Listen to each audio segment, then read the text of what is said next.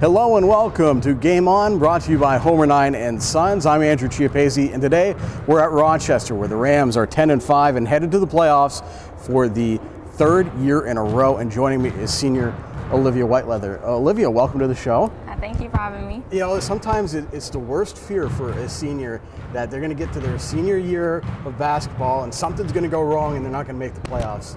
You don't have to worry about that. You're headed to the playoffs. What's that mean to you as a senior to get a chance to play in the postseason? It means a lot going to the playoffs this year because the last couple years we went to the playoffs, and my senior year I was determined to go to the playoffs this year no matter what. Well, you're an experienced player here. You've played all 4 years. You've been a 3-year starter. How has your game changed over those years? What have you tried to improve on each year? And what did you especially focus on going into your senior year? It changed a lot. Like my sophomore year, the coaches expected more out of me because they realized I'm just a player who can do everything. But I set the tone for the team, and that's what they look for me. Like if we're in a pressure situation, they want the ball in my hands. And this year I focused on more of being a team player, being positive to my teammates and just making them have a better environment to play in. How would you describe your role on the team? Are you, the primary point guard, distributor, kind of running things? You mentioned the coaches want the ball in your hands, so obviously you're going to play, with the ball a lot. So are you basically setting everyone else up out there? Yeah. I feel like I'm the main distributor on the team. I'm the primary point guard. I look for a lot of my teammates because I also want them to score. If I'm not scoring, I want somebody else to be scoring, no matter what. And I always encourage them to score, shoot. Yeah, and this team hasn't needed you to score a whole lot this year. You have at times, but there's this nice balance that seems to be emerging. Even freshman Alexis Robinson has scored. Victoria Shinky.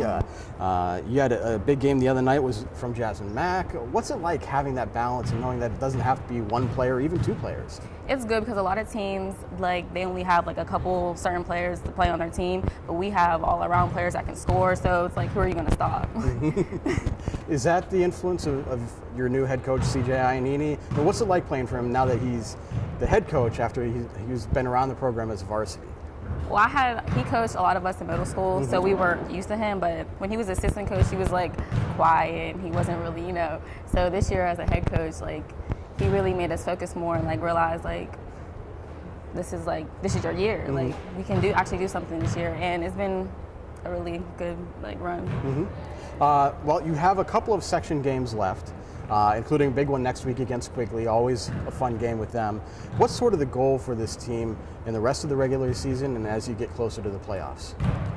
The goal for the rest of the section play is to win out section, basically, and to get a good seed in the playoffs. And we plan on going to the Beat. Everybody's planning on going to the Beat. What do you think is going to be the biggest challenge in trying to get there? Are you worried about yourselves, or are you worried about the depth and the strength of playing in Class 1A? What's sort of the biggest challenge? The biggest challenge probably on this team is the inexperience we have with playing in big games. Not everybody's used to that, and they freak out a lot, and we just have to calm them down.